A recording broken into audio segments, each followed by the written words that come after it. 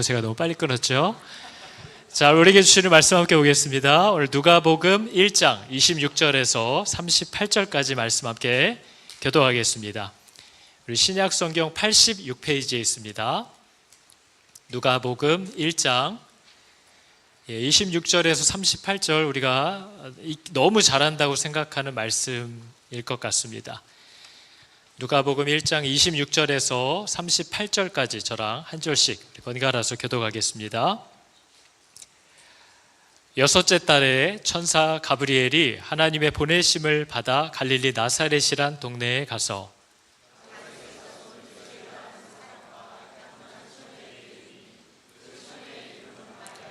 그에게 들어가 이르되 은혜를 받은 자여 평안할지어다 주께서 너와 함께 하시도다 하니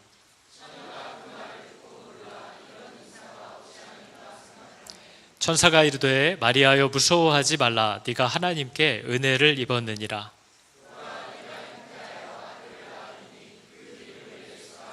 그가 큰 자가 되고 지극히 높으신 이의 아들이라 일컬어질 것이요 주 하나님께서 그 조상 다윗의 왕위를 그에게 주시리니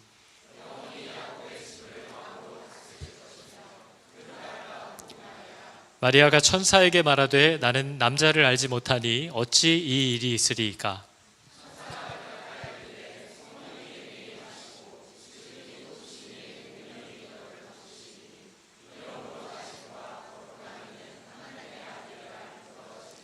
보라 내 친족 엘리사벳도 늙어서 아들을 배었느니라. 본래 임신하지 못한다고 알려진 이가 이미 6달이 되었나니. 같이 읽겠습니다. 마리아가 이르되 주의 여종이오니 말씀대로 내게 이루어지이다 하매 천사가 떠나가니라. 아멘. 자, 여러분 말씀을 읽을 때나 설교를 들을 때에 하나님이 나에게 무슨 말씀을 하시는가 잘 들리십니까? 우리가 성경을 읽을 때 혹은 설교를 들을 때 나는 이 말씀을 듣고 하나님이 내게 뭔가를 듣게 하시면 나는 반드시 순종하겠다라는 마음으로 들으십니까? 그리고 성경을 펴십니까? 우리가 성경을 펼 때 또 말씀을 들을 때 하나님 제 귀에 무언가가 들리워진다면 저는 여기에 반드시 순종하겠습니다 라는 마음을 가지고 그러한 자세로 말씀 앞에 서는 사람에게는 귀가 생깁니다. 그리고 그 사람에게는 들리기 시작합니다. 그리고 변화가 나타나기 시작하죠. 근데 순종하겠다라는 약속은 없어요. 그냥 들어보는 거죠. 내가 정말 하나님이 뭘 말씀하시든지 내가 그대로 순종하기를 원합니다 라는 태도가 아닐 때 우리는 아무것도 발견할 수가 없게 되고 아무것도 변화되지 않는 것을 매번 반복해서 경험할 수밖에 없습니다. 저희가 하나님의 말씀 앞에 오늘도 이제 누가복음을 한 2달 가까이 우리가 함께 살펴보게 되는데요. 누가는 이 복음서를 왜 썼을까 하는 것에 대한 걸 우리가 간단히 또 한번 알아보고 가는 것은 앞으로 성경을 읽으실 때에 많은 도움이 될 겁니다. 여러분 누가는 누가복음을 왜 썼을까요? 우리가 어제 큐티 하신 분들은 이미 읽어보셔서 아실 거예요. 원래 예수님이 죽으시고 부활하시고 하늘로 올라가신 후에 이 복음서가 바로 기록되지 않았습니다. 예수님에 대한 전승, 예수 그리스도에 대한 이야기라고 하는 우리가 마태, 마가, 누가, 요한 이 사복음서는 예수님이 돌아가시고 또 예수님의 제자들이 막 한참 사역을 하고 바울을 통해서 서신서들이 한참 기록되고 할 때까지만 해도 복음서는 기록되어 있지 않고 예수님의 전승에 대한 모든 스토리는 사도들과 제자들의 입에서 입을 통해서 계속 전달됐습니다. 우리가 시편도 노래로 된 거 아시죠? 우리나라 춘향가 같은 엄청나게 긴 몇 시간짜리 판소리도 사람의 입에서 입으로 전달됩니다. 근데 이 공동체 전승이라고 하는 방식은 생각보다 굉장히 과학적이고 다른 어떤 데이터베이스보다도 오류가 적다라고 이미 과학적으로 검증된 내용인 거죠. 우리가 뭐 마을에서도 하늘 천따지 거무련 누루횡 그러면 이놈아 황이지 그러면서 한 마을 전체가 같은 내용을 암기하고 자녀들에게 전달하는 이 공동체 전승의 방식으로 복음이 진행되어 오다가 예수님의 제자들 또 사도들이 핍박을 받기 시작하면서 죽임을 당하기 시작하니까 이제 예수님에 관한 이 데이터베이스를 갖고 있던 사람들이 사라지기 시작하는 겁니다. 그래서 부랴부랴 이 복음서가 기록되기 시작했다라는 것을 우리가 알고 있는 거죠. 그래서 누가는 예수님의 12제자 중에 한 명도 아닙니다. 누가복음을 쓴 누가는 예수님의 그 제자도 아니었고 당시 의사였고 바울의 동역자로 섬겼던 사람입니다. 근데 이 사람이 이 복음서를 왜 썼을까 하는 걸 보면 우리가 어제 읽었던 말씀에 나와 있잖아요. 누가가 복음서를 쓴 이유는 저겁니다. 우리 중에 이루어진 사실. 저거는 어디서 그냥 전에 듣기만 한 얘기가 아니고요. 우리 중에 이미 이루어진 사실에 대하여 처음부터 목격자들이 있고 그 말씀에 일꾼된 자들이 전하여 준 그대로 그 내력을 저술하려고 붓을 든 사람들이 많다는 겁니다. 왜냐하면 핍박이 시작됐고 데이터베이스, 사도들과 제자들이 죽기 시작하니까 그것을 기록하려고 붓을 든 사람들이 많은지라 그 모든 일을 근원부터 자세히 미루어 살핀 나도 누구에게 쓰는 거예요? 데오빌로 가카에게 차례대로 써보내는 것이 옳은 줄 알았다. 이렇게 이제 기록을 하는 거죠. 누가 자신이 이방인입니다. 누가가 헬라 사람이에요. 근데 이 데오빌로라는 사람도 이방인으로서 기독교인이 된 사람이죠. 그래서 이 이방인 데오빌로에게 자기가 전해받은 그 모든 예수 그리스도에 관한 전승을 잘 세세히 기록해 주려고 그렇게 시작한 거예요. 지극히 개인적이고 사적인 목적을 가지고 기록된 책입니다. 누가는 총 2권의 책을 썼는데 하나가 누가복음이고 하나가 사도행전입니다. 그래서 우리가 이 책을 보면 사도행전 1장 1절에서 2절을 보면 이런 문장이 나와요. 호칭이 바뀌었죠. 데오빌로요. 데오빌로 가카였는데 데오빌로요. 저 사람이 예수를 믿었다는 사실을 알게 됩니다. 형제가 된 거죠. 내가 먼저 쓴 글에는, 저게 무슨 책이겠어요? 저게 누가복음입니다. 내가 먼저 쓴 글에는 예수께서 행하시며 가르치기를 시작하신부터 그가 택하신 사도들에게 성령으로 명하시고 승천하신 날까지의 일을 기록하였노라. 누가복음의 내용인 거죠. 그래서 우리가 이 문장을 보면서 누가복음이 이미 기록돼서 전달되었구나. 그리고 그것을 전달받은 데오빌로가 예수를 영접했구나. 이 사실을 우리가 보면서 예측해 볼 수 있는 거죠. 근데 여러분 신약 성경 전체에서 굉장히 탁월한 문체, 이 문장력이나 표현이 아주 문학적으로도 탁월하다고 꼽는 3권의 책이 있습니다. 그게 누가복음과 사도행전과 히브리서거든요. 근데 히브리서는 저자에 대한 논쟁이 많기 때문에 제외하고 아주 탁월한 문장을 자랑하고 인정받는 누가복음과 사도행전이 둘 다 누가가 쓴 책입니다. 배운 사람이 쓴 책인 거죠. 분량도 신약 성경의 4분의 1 가까이 되고 사도 바울이 쓴 서신서를 다 합친 것보다도 분량이 많습니다. 그래서 이 사람이 도대체 예수 그리스도에 대한 전승, 기록과 예수님이 승천하시고 나서 약속하신 바 성령이 임했을 때에 그분의 집이 된 교회들, 사도행전에 그 사람들에게 어떤 일이 일어났는가 하는 것을 굉장히 지적이고도 굉장히 뜨겁게 기록한 것을 이 책들의 특징이라고 우리가 알고 있는 거죠. 그래서 이 사람이 기록한 누가복음이나 사도행전을 보면 누가복음이 특히 그렇죠. 기도가 굉장히 강조되어 있고요. 성령이 강조되어 있고 그분의 집인 성전이 굉장히 중요한 메시지로 항상 나옵니다. 그래서 누가복음을 보시면 중요한 순간마다 기도하시는 예수님의 모습을 계속 드러냅니다. 예수님이 요단강에서 세례 받으실 때 어떻게 기도하셨는지, 12제자를 선택하실 때 밤이 늦도록 기도하셨던 모습들 표현하는 거죠. 죽음과 부활에 대해서 가르쳐 주실 때 기도하셨고, 변화산에서 그러셨고, 70인 전도 여행을 보고받을 때 기도하시고, 주기도문을 가르쳐 주시기 전에 기도하시고, 겟세마네 동산에서 기도하시고, 심지어 십자가 위에서도 기도하시고, 바울을 위해서, 베드로를 위해서도 기도해 주신 내용들을 계속 보여줘요. 그러니까 한마디로 예수님에게 이 능력이 있지 않고 예수님이 무엇을 힘입어서 이 일들을 하셨는가, 왜 기도하셨는가, 누구에게 기도하셨는가, 이것을 계속 우리에게 가르쳐주는 책이 누가복음입니다. 성령의 역사를 굉장히 강조하고 있고요. 앞으로 읽어보시면서 보게 되실 거예요. 누가복음에는 성령을 통한 마리아의 잉태, 성령을 통한 엘리사벳의 놀라운 고백, 그리고 성령으로 말미암은 세례 요한의 이름을 짓게 되는 모든 내용들이 성령에 이끌려서 광야로 시험을 받으러 가셨다. 성령이 누가복음의 굉장히 중요한 키워드가 또 같습니다. 성전을 향하여 계속 나아가는 모습들, 그죠? 큰 기쁨으로 예루살렘에 돌아가 성전에 들어가 항상 이것들이 강조되는 모습도 봅니다. 그리고 누가복음은 말씀드린 대로 이방인인 누가가 기록한 거라서요. 또 이방인을 위해서 기록한 거잖아요. 그래서 그 어떤 복음서보다도 오픈되어 있는 책입니다.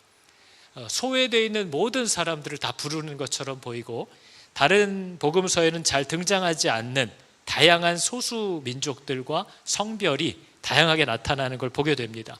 어떤 특정한 자격을 갖추지 못한 사람들을 대해서도 활짝 열려 있다는 것을 보게 되는 거죠. 죄지은 여인들, 선한 사마리아 이방인들, 탕자, 세리였던 삭개오, 십자가에서 처형을 당한 회개한 강도들, 누구든지 나오면 받아주는, 또 소외된 여자들에 대해서도 관대한 모습을 보게 됩니다. 엘리사벳이나 마리아나 나인성의 과부나 예수님의 제자들을 따라다니면서 물질로 섬겼던 고마운 여인들에 대한 기록들, 마리아나 마르다의 기록들, 이런 것들이 누가복음에 잘 기록되어 있습니다. 그래서 마태마가복음 같은 것이 유대인들을 위한 복음서이기 때문에 팔레스타인 안에서 또 아브라함의 후손, 이런 어떤 유대인들의 특징을 강조하고 있다면, 누가복음이나 사도행전은 예루살렘을 넘어서 로마로 세계로, 그리고 팔레스타인 안에서만이 아니고 아브라함의 후손이라고 표현하기보다는 아담의 후손이라고 표현을 합니다. 전 인류를 포함하고 있는 목적을 갖고 있는 거죠. 그래서 누가복음의 기록 목적은 저희가 어제 살펴봤듯이 이렇게 되어 있습니다. 왜 데오빌로라는 사람에게 굳이 이것을 썼냐면요, 이는 각하가 알고 있는 바를 이미 알고 있어요. 들었어요. 이 사람이 알고 있는 바를 어떻게 하려고요? 더 확실하게 하려 합니다. 이 기록 목적이 그겁니다. 성경의 존재 목적이. 베드로 사도도요, 베드로 후서에 똑같은 맥락의 글을 남깁니다.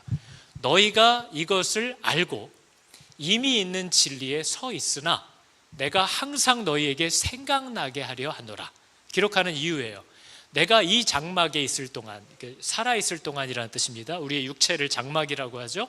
이 장막에 있을 동안에 너희를 계속 일깨워 하나님의 그 약속과 말씀들을 생각나게 함이 옳은 줄로 여기노니 하고, 저 가운데 비어있는 구절은 하나님이 내가 곧 죽을 것이라는 사실을 가르쳐 주셨다, 이런 얘기를 하는 거죠. 내가 힘써 너희로 하여금 내가 떠난 후에라도 어느 때나 이런 것을 생각나게 하려 하노라. 성경의 기록 목적이에요. 하나님이 우리에게 얘기한 거 알죠.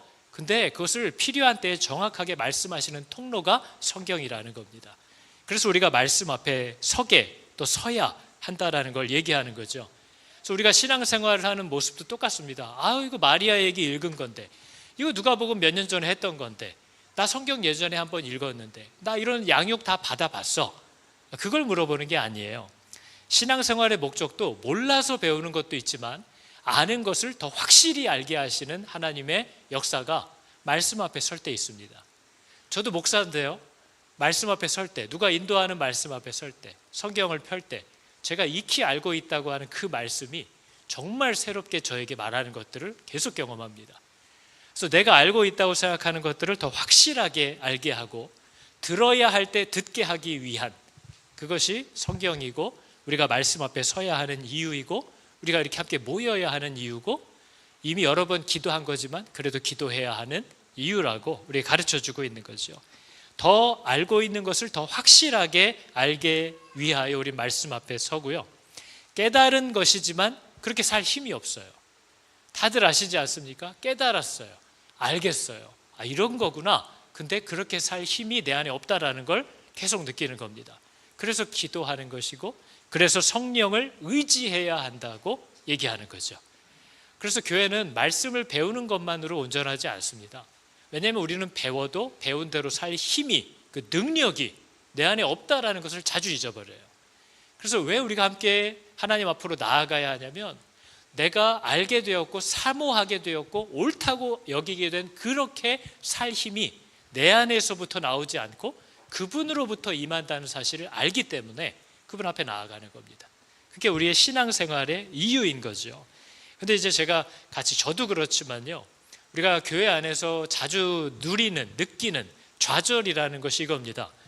신앙생활 그러면 우리는 뭔가 결단한 대로 행하는 것이라고 오해하는 경향이 있어요. 내가 뭔가 배웠고 말씀으로 깨달았으면 그렇게 해야 되는 거예요. 그렇게 안 하면 가짜인 거예요. 그렇게 하지 못하면 이거 나 제대로 모르는 거고, 그렇게 해낼 능력, 내 삶을 변화시킬 힘이 없으면, 그런 실행이 이루어지지 않으면 내가 진짜 예수 믿는다고 생각할 수 없다, 이렇게까지 나아가게 되는 거죠. 근데 성경이 우리에게 얘기하는 신앙, 믿음이라는 건 좀 다른 내용이 있습니다. 오늘 하나님께서 저와 여러분의 눈을 열어주셔서 우리가 이 5절의 성경을 읽을 때에 이 믿음이, 하나님이 우리에게 요구하는 믿음이 뭔지를 깨닫게 해주시기를 축복합니다. 로마서의 말씀을 우리가 함께 보게 될 텐데요, 신앙은 내가 결심한 대로 사는 게 아닙니다. 왜냐하면 성경은 이미 우리가 그렇게 할 수 없다고 얘기하고 있기 때문입니다.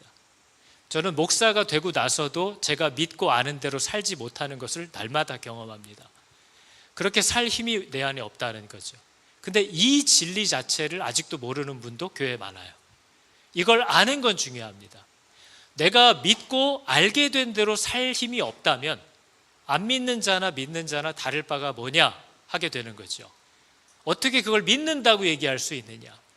믿고 알게 되었는데도 그렇게 살지 못한다면 무슨 의미가 있느냐? 이런 것이 우리를 낙심시키는 거죠. 근데 신앙이라는 건 결심한 대로 사는 것이 아닙니다. 우리가 하지 못하는 일이에요. 신앙은, 잘 들으셔야 됩니다, 바랄 수 없는 중에 되지 않아요.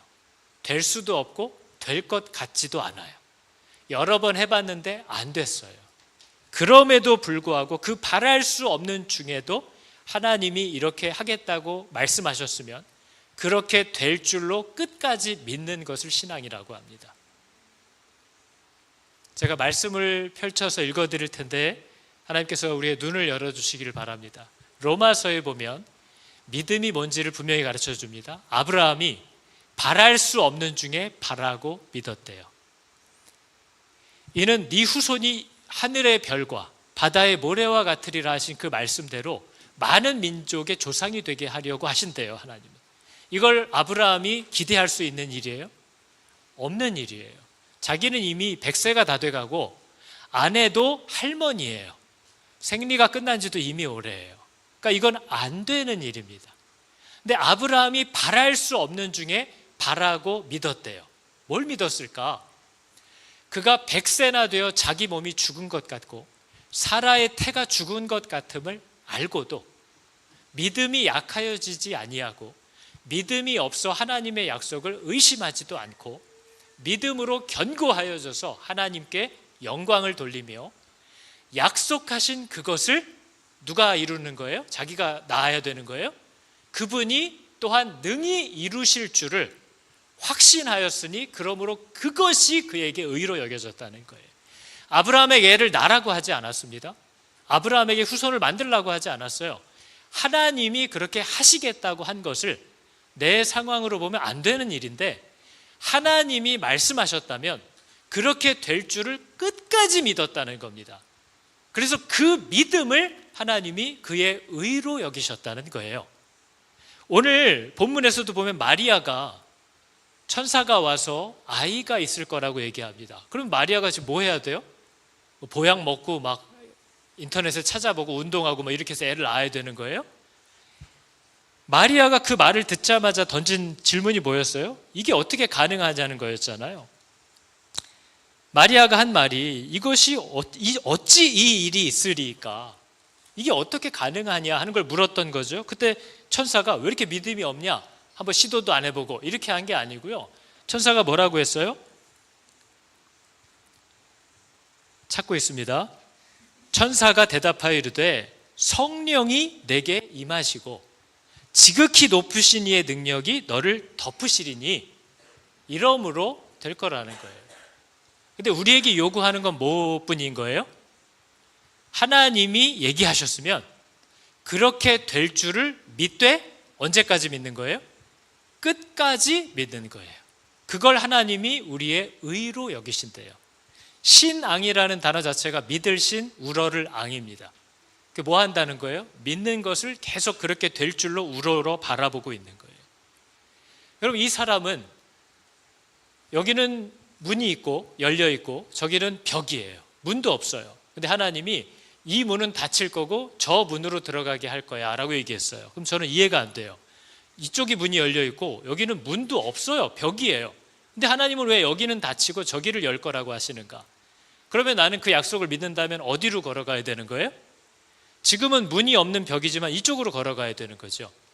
나보고 문을 만들라고 하시지 않아요. 그걸 내가 못하는 줄 알아요.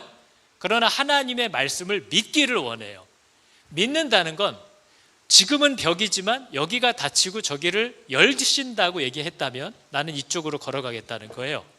그게 그 사람의 행위가 그 사람이 하나님의 약속을 믿고 있다는 증거가 되는 거지, 그 사람의 행위로 구원을 받는 건 아니에요. 믿고 있다는 거예요. 하나님이 아브라함에게 요구했던 건 내가 너의 후손을 별과 같이 바다의 모래와 같이 많게 할 거야 라고 하신 하나님이 하실 일을 말한 것뿐이에요. 너는 그것을 믿고 믿음으로 걷고 그 방향을 떠나지 말고 내가 하는 일을 믿기만 하라는 거예요. 부정적인 말을 하지 말라는 거예요. 그분의 약속을 선포하라는 거예요.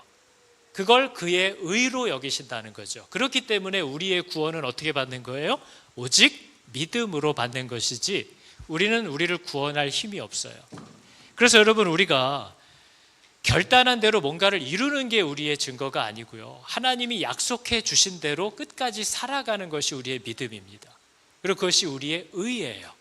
그게 어제 사가랴와 엘리사벳이 보여준, 하나님이 아무리 기도해도 들어주시지 않아, 그리고 하나님을 섬기는 것은 복이라고 했는데 그들의 인생은 복돼 보이지 않아요.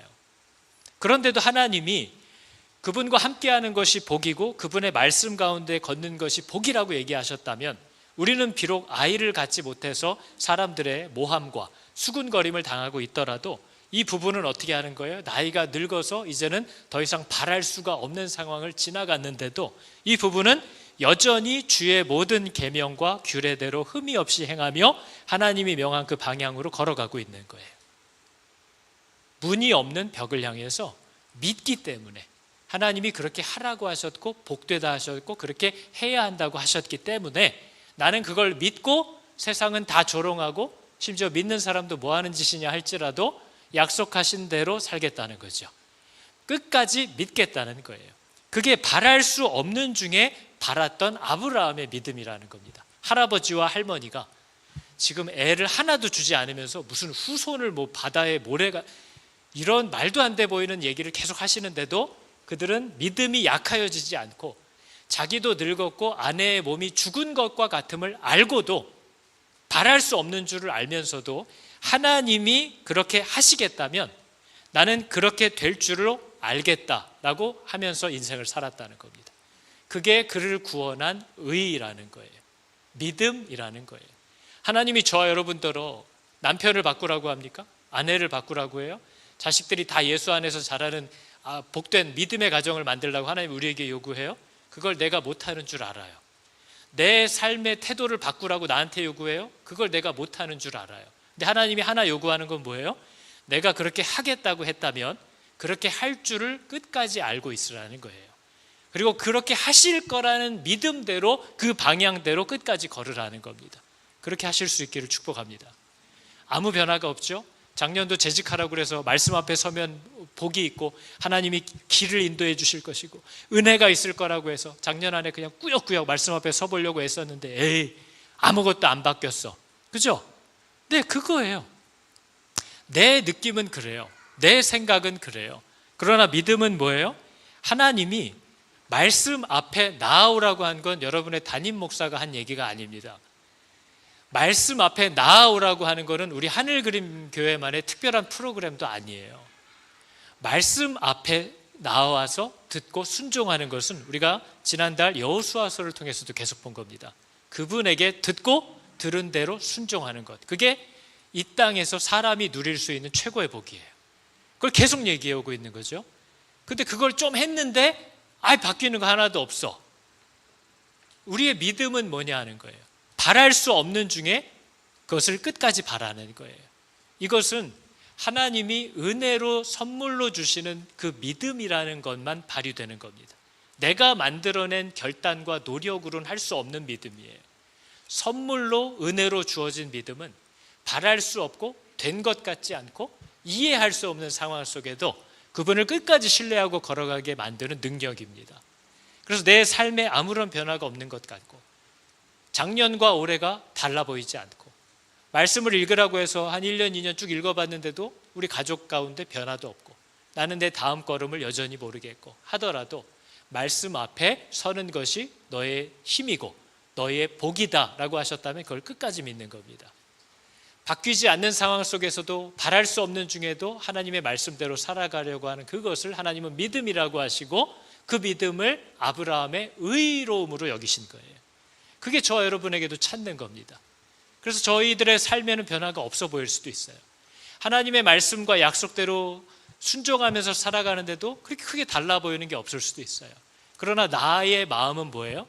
하나님이 나를 부르셨고 나를 기르시고 그 마지막 날 나를 어떻게 하실 것이고 날마다의 걸음 속에서 나를 붙잡아 주실 것이고 한 그 약속들을 바랄 수 없는 중에 끝까지 바라면서 걷고 있는 우리들의 모습이 이 땅에서 교회의 능력인 줄을 믿으시기 바랍니다. 오늘 누가가 이방인인 이 사람에게, 데오빌로에게 이 편지를 개인적으로 쓴 겁니다. 누가는 이 하나님에 대한 이야기를 이 데오빌로라는 이방인 성도가 될 사람에게, 전도할 사람에게 보낼 때에 자기가 기록한 이 누가복음이라는 책이 오늘날 이렇게 쓰여질 줄 알지 못했어요. 저는 오늘날 많은 성도들이 하나님의 말씀을 묵상하고 그분이 나에게 말씀하시는 것, 말씀하시는데도 불구하고 내가 그분에게 순종할 마음이 전혀 없다라는 그 가슴 아픈 사실들, 이런 것들을 묵상한 기록들이 누구를 바꿀지 모릅니다. 여러분의 자녀를 바꿀 수도 있고 어떤 가정에 눈물로 기도했던 떠났던 사람들을 돌아오게 할 수도 있죠. 저는 저희 어머니가 돌아가시고 나니까 어머님이 여기저기 가끔 남겼던 글씨와 글자들을 제가 이렇게 집중해서 보게 될 줄 몰랐어요. 저희 어머니가 교회에서 막 훈련을 이제 받으시면서 이제 권사 피택 받고 훈련 받고 하시고 임직하시고 바로 돌아가셨기 때문에 아들아, 기도, 대표 기도는 어떻게 하는 거니 고민하면서 적으셨던 거, 묵상을 하라고 하는데 어떻게 해야 되는지 내가 잘 모르겠다 하면서 여기저기 적어 놓으셨던 거, 그 한 문장 한 문장을 제가 되게 주의 깊게 보게 되는 겁니다. 아, 우리 어머니가 이런 생각을 하셨구나, 이런 고민을 하셨구나. 그게 저한테, 아들에게 되게 새롭게 오는 거죠. 우리들이 우리 자식들을 보면 쟤는 이제 교회를 향해서는 오줌도 안 늘게 생겼는데, 바랄 수 없게 되었는데 그 아이를 하나님이 어떻게 부를 줄 우리는 몰라요. 그래서 우리는 지금 내가 해야 할 순종을 하는 겁니다. 하나님이 그걸 어떻게 사용하실지 몰라요. 제가 늘 얘기하고 여러분은 믿으실지 모르겠으나 저는 우리 재직방에 지금 97명이 들어와 있는데 날마다 거기에 올라오는 그 여러분의 말씀을 저는 다 봅니다. 검사하려고 보는 게 아니에요. 하나님이 성도들에게 어떤 말씀들을 하시고 또 이 성도는 그걸 가지고 어떻게 전쟁을 하고 살아가는가를 보면서 제가 위로를 받고 제가 격려를 받고 제가 그 안에서 하나님의 말씀하시는 것을 듣고 어떤 성도의 뼈아픈 고백을 통해서 내가 일부러 잊고 살려고 했던 것들에 대해서 무섭게 호통치는 하나님의 목소리를 듣기도 합니다. 여러분들의 재직들의 그 말씀 앞에서의 몸부림과 고민들이 여러분의 목사를 회복시키고 살리고 가야 할 방향들을 찾게 하는 하나님의 음성들로 사용된다는 것을 얘기하는 거예요. 여러분들도 마찬가지입니다. 내가 고통 가운데 절망하면서 말씀 앞에서 했던 고민의 한 문장이 어떤 사람에게 위로를 주고 어떤 사람을 변화시킬지 몰라요. 그래서 자기 자신을 이렇게 소망 없는 나를 하나님이 과연 어떻게 이끌어가고 계시는지에 대한 그 수치스럽고 감사한 모습을 교회와 가정과 세상에 오픈하라고 자꾸 얘기하는 겁니다. 그리스도의 증인으로 살겠다면서요, 일꾼으로 살겠다면서요. 그럼 하나님이 나를 어떻게 다루고 계시고 내가 그분에게 어떻게 대적하고 사는 사람이고 그런데도 불구하고 그분이 나에게 어떤 얘기들을 하고 계시는지를 계속 열어주라는 거예요. 그게 여러분의 자녀들을 향한 하나님의 음성이 될 겁니다. 근데 가족끼리도 안 하려고 그래요. 우리 남편 있으면 안 돼, 우리 아내 있으면 안 돼, 자식 있는 방에서는 안 돼. 근데 가족끼리 방을 만들어서 사실 해야 되는 거죠. 하나님이 아빠에게 이런 얘기를 하는데 너무 부끄럽다. 성경이 다 그런 기록들인 거 아시죠? 바벨론 포로 이후에 기록된 모든 책들은요, 다윗이 불륜을 저지르고 자기 부하를 죽이려고 했던 것까지도 다 기록합니다. 너희는 우리처럼 살면 안 돼. 그래서 자기 부모 세대의 모든 수치를 다 기록했어요. 자녀들에게 전달해 줘야 하기 때문에. 그런 부모님들 되시길 바랍니다. 남편에게 그런 아내가 되어주고 아내에게 그런 남편이 되어줘야 합니다. 나를 그분이 어떻게 다루고 계시는가, 그걸 열어주는 거죠. 그 증인이 되라고 부르고 있는 거예요. 그래서 여러분, 우리가 믿음을 원합니다. 하나님은. 그 믿음은 명하신 자리와 방향을 향하여 계속 가게 만드는 힘이거든요. 그래서 바울이 유라굴로라는 태풍을 만나서 배에 함께 타고 있는 그 수많은 사람이 이젠 죽었구나, 2주가 넘도록 해도 달도 보이지 않고 배가 요동을 쳐서 다 사람들이 낙심해서 밥도 물도 마시지 못하고 가지고 있는 짐도 바다에 다 던지고 있는 그 상황에, 배는 여기저기 깨져가고 있는 그 상황에 바울의 이 한마디가 그 배에 타고 있던 모든 사람들의 마음에 용기를 주고 위로를 줘서 다 밥을 먹고 물을 마시게 만듭니다. 바울이 뭐라고 얘기했을 것 같으세요? 그러므로 여러분이요, 안심하라. 나는 내게 말씀하신 그대로 되리라고 하나님을 믿노라. 바울이 지금 배에서 살게 해주겠다는 거예요? 아니에요. 그럴 힘도 없어요. 하나님이 바울에게 뭐라고 얘기해 줬냐면, 너희들의 이 배에만 타격이 있지 사람의 생명에는 해가 없을 거다. 두려워하지 말라고 그랬어요. 그랬더니 바울이 그 얘기를 듣자마자 음식을 먹고 물을 마시기 시작했다고 합니다. 그러면 사람들에게 뭐래요? 여러분이요, 안심하라. 왜요? 나는 내게 말씀하신 그대로 되리라고 하나님을 믿는다. 하나님이 그렇게 얘기하셨으면 지금 배가 다 깨져가기 시작하고 요동치고 날씨는 여전히 이 모양이지만 하나님이 너희의 생명에 해가 없을 거야 라고 얘기하셨으면 난 그렇게 될 줄을 믿는다. 그게 바울의 믿음이고 바울의 의로움입니다. 바울이 착하게 살았냐를 묻는 게 아니에요. 바울이 의롭냐, 하나님을 믿었냐라는 거예요. 오늘 우리가 읽었던 마리아가 뭐라고 했어요? 처녀가 어떻게 아이를 가져요? 처녀가 어떻게 아이를 가져요? 있을 수 없는 일이에요. 근데 이 여자가 뭐래요? 주의 종이오니 말씀대로 내게 이루어지이다. 저게 하나님이 저와 여러분에게 원하는 대답입니다.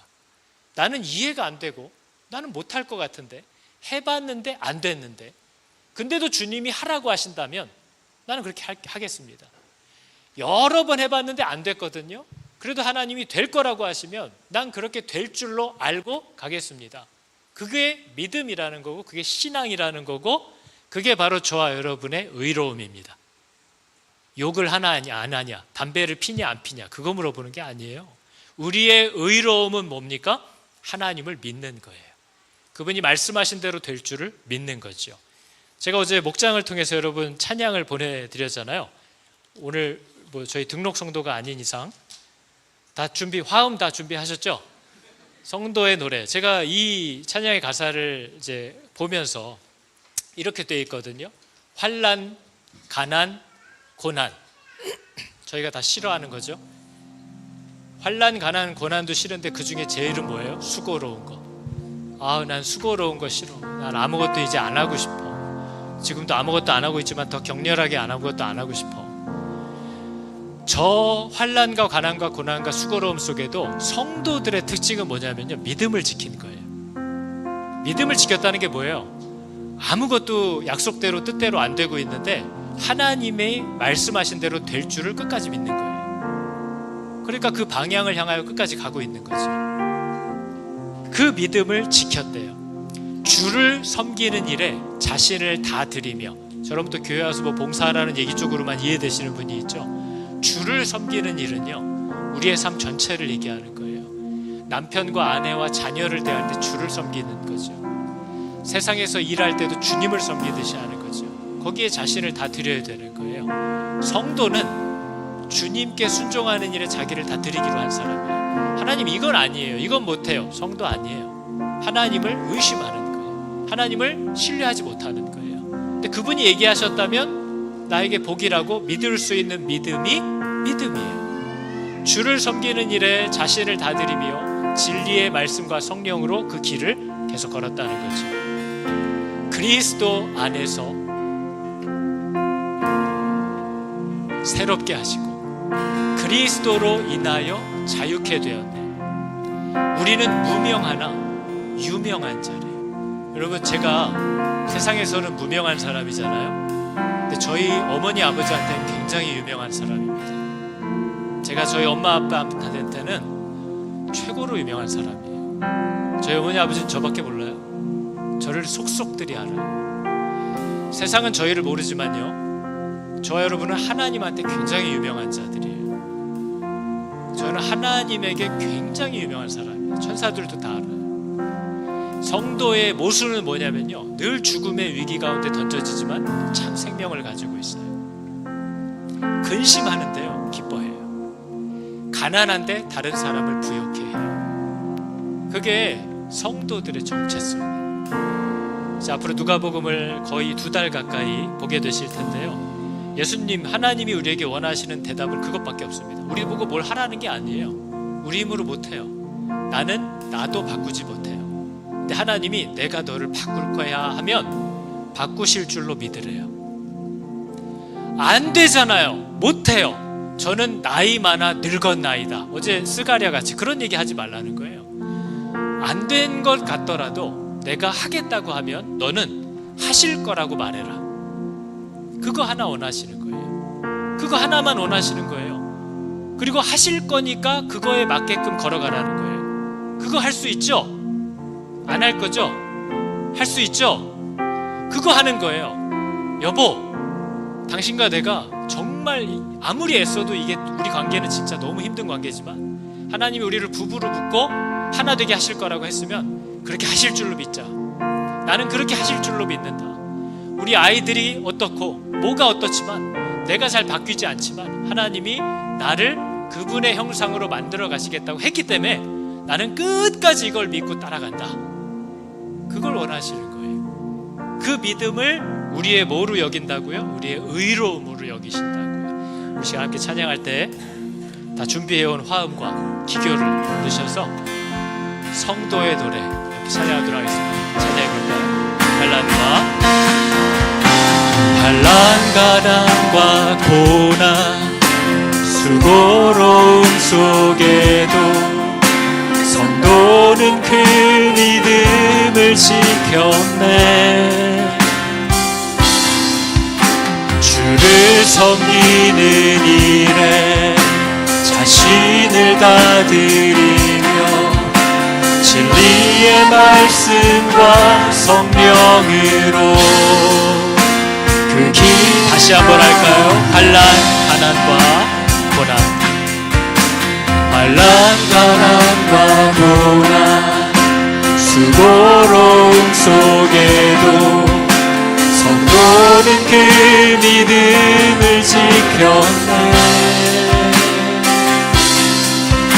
주를 섬기는 일에 자신을 다드리며 진리의 말씀과 성령으로 그 길을 걸었네.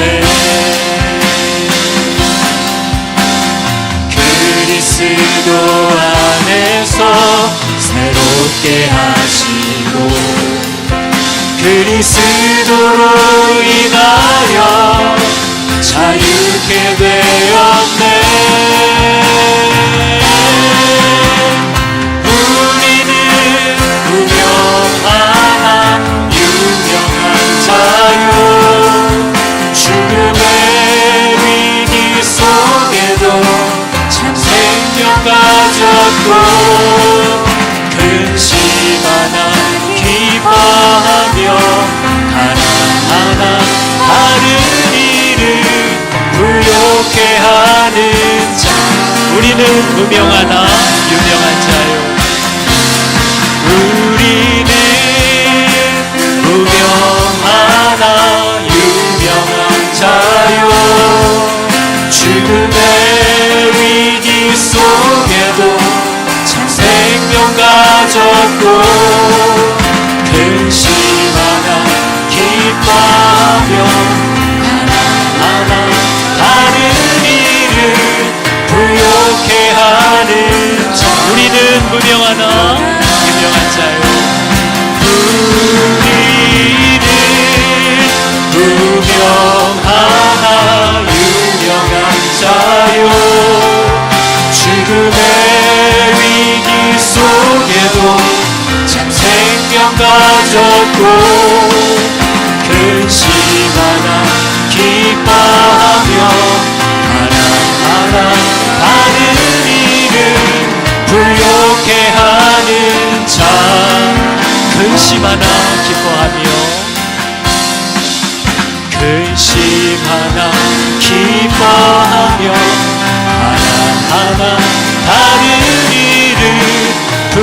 그렇게 하는 자 모든 것 가진 자로다. 모든 것 가진 자로다. 우리 시간 기도할 때 잠깐 이렇게 기도할까요? 하나님, 우리가 가진 것이 무엇이냐 라고 묻는다면 우리를 위하여 일하겠다고 하신 예수 그리스도를 갖고 있는 것뿐입니다. 아이를 내가 어떻게 가질까? 내 삶을 내가 어떻게 바꿀까? 내 성질을 내가 어떻게 변화시킬까? 내 아이를 내가 어떻게 바꿀까? 하나님, 하나님께서 하시겠다고 한 일을, 그분이 말씀하셨으니 그렇게 될 것이라고 믿으라고 하신 이 일을 저희가 이해하지 못하고 내가 믿는 대로 내 힘으로 뭔가를 바꿔야만 되는 줄로 생각하다가 너무 많은 절망과 낙심과 비판에 사로잡혀서 스스로 구덩이로 떨어져 버렸던 많은 경험들이 있습니다. 하나님이 하시는구나, 하나님이 하시겠다고 하는 거구나, 그러면 나는 그것을 믿고 그분과 같은 방향으로 걸어야겠구나. 아버지 말씀을 깨닫는 지혜를 허락하여 주시고 약속한 바 성령께서 말할 수 없는 하나님의 높으신 이의 능력이 우리를 덮으실 때에, 그때에만 이것이 가능한 줄을 말하고 확신하고 증거하는 저희들 되게 하여 달라고 이 시간 하나님 믿음을 주시옵소서. 부정적인 입술과 내 생각과 내 상식들을 의지했던 것들을 버려두고 하나님의 약속과 말씀들을 보고 말씀하셨다면 이렇게 될 줄을 믿기 시작하는 놀라운 믿음이 교회 안에, 가정 안에 나타나게 하여 달라고 이 시간 함께 주여 외치고 기도하겠습니다. 주여, 하나님 우리에게 믿음을 허락하여 주사 내 눈에 바랄 수 없고 될 것 같지 않아도 하나님의 약속의 말씀들이 과연 이러하다면 그렇게 될 줄을 나는 믿고 그 같은 방향으로 끝까지 걷기를 결단합니다. 하나님, 오늘날 나에게 믿음이 없어 나의 입술이, 나의 생각이 너무나 하나님의 모든 약속들을 대적하고 또 다른 길들로 향하고 있는 것을 보게 됩니다. 하나님, 나에게 믿음을 주사 내 눈에 보여지는 것과 상관없이 하나님의 말씀들이 진실로 그렇게 될 줄을 알고 믿고 함께 걸어가기 시작하며 그것을 말하고 그것을 선포하고 그것을 증거하고 자랑하는 예수 그리스도의 자녀들 되게 하여 주시옵소서. 하나님, 정말 아브라함이 바랄 수 없는 줄을 바라고 믿었던 것을 아버지 그 믿음을 우리에게 허락하여 주시옵소서. 정말 아버지 될 것 같지 않았던 그 모든 일들 가운데서도 그 믿음이 약하여지지 아니하여 더욱 견고하여 줘서 오히려 하나님께 영광을 돌리며 확신하고 그 걸음을 그 방향에서 그 길에서 떠나지 않았던 아버지 우리 믿음의 성도들의 신앙이 아버지 우리들에게도 이어지게 하여 주시옵소서. 하나님 기억해 주시고 하나님의 사랑을 힘있게 의지하며 결단하고 주여 나를 도와주사 모든 일들과 행하시는 하나님을 만나게 하여 주시옵소서. 하나님 감사합니다. 하나님, 아브라함이 바랄 수 없는 중에 바라고 믿었다는 것을 봅니다. 자기의 몸이 죽었고 사라의 태가 죽은 줄을 알고도 믿음이 약하여지지 않고 믿음 없이 하나님을 의심하지도 않고 더 견고하여져서 오히려 하나님께 영광을 돌리며 약속하셨으니 능히 이루실 줄을 확신하였던 그 믿음을 아버지 저에게도 허락하여 주시옵소서. 너무나 부정적인 말들만 내뱉고 세상의 상식으로만 얘기하고 있는 아버지 저를 불쌍히 여겨주사 하나님의 말씀과 약속이 눈에 보이는 현실보다 더 현실이라는 것을 알게 되는 믿음을 주시옵소서. 하나님이 얘기하셨다면 산도 들리워 옮겨질 수 있음을 믿는 그 믿음을 우리에게 허락하여 주셔서 진실로 하나님을 믿는 자들인 줄을 세상이 알게 하여 주시옵소서. 여호와는 내게 복을 주시고 너를 지키시기를 원하며 여호와는 그의 얼굴을 비추사 은혜 베푸시기를 원하며 여호와는 그 얼굴을 너희에게로 향하여 드사 평강 주시기를 원하노라. 아멘.